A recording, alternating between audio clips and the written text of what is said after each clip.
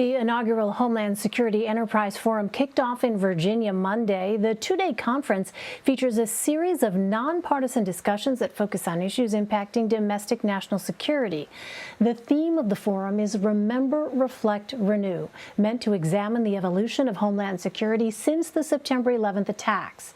CBS News senior investigative correspondent Catherine Herridge joins me now. Catherine moderated a discussion at the forum with National Cyber Director Chris Inglis. Catherine, welcome. Thanks very much for being with us. So Director Inglis said the impact of May's Colonial Pipeline ransomware attack went far beyond the demand for money. Tell us more about this.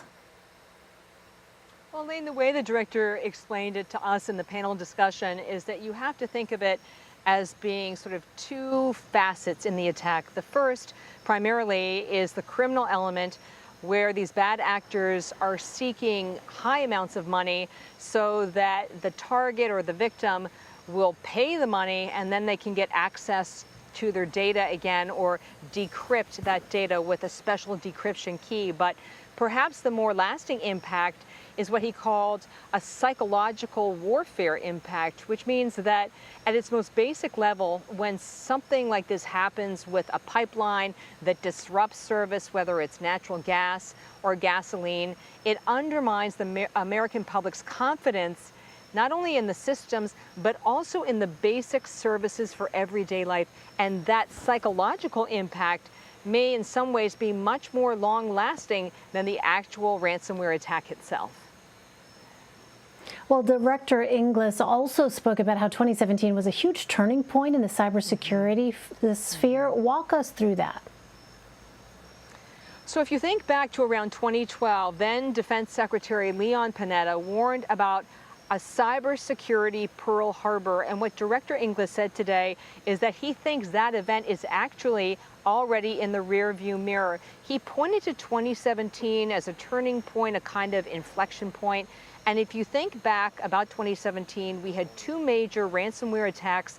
We also had the theft of credit report information. And then finally, we had the loss of these very sophisticated cyber tools from the NSA, the National Security Agency, as well as the CIA.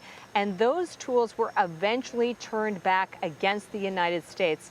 And as one government official said to me, this was the period in many respects where our adversaries, especially Russia, took off the gloves in cyberspace. And Director Inglis said during our panel today that what he has seen since 2017 is kind of a slow, insidious deterioration when it comes to cybersecurity in this country. Interesting. Well, your discussion also focused on a policy of cyber deterrence. Catherine, what does that strategy look like exactly? Well, Elaine, in its simplest forms, Director Inglis talked about hardening the target. So hardening not only government infrastructure, but also private infrastructure. He talked about making the target so hard that it becomes unattractive to an adversary. And he talked about a more sort of offensive or forward-leaning strategy so that there's early detection. And in order to do that, he said the government would need to take some of its sensitive or more closely held intelligence and find a way to classify it at the lowest possible level so that that information can get pushed out in almost real time to private companies so they can use it and act upon it to prevent and disrupt these cyber attacks. So hardening the target, making it unattractive, and then taking government intelligence, putting it at that lowest classification level so that companies can get access to it and then act on it. Those were sort of the three components, if you will, to that deterrence strategy. Finally, Catherine, the Biden administration has said it will hold cyber criminals accountable. What might the National Cyber Director's process for accountability actually consist of?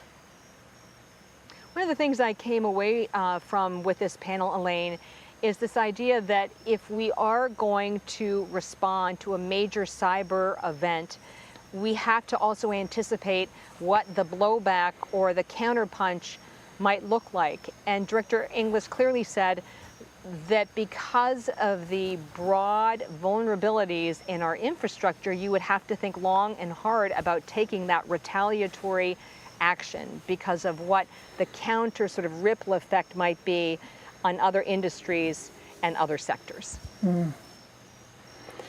All right, it is an insidious, very real threat. Catherine Herridge, thank you so much for that. You're welcome.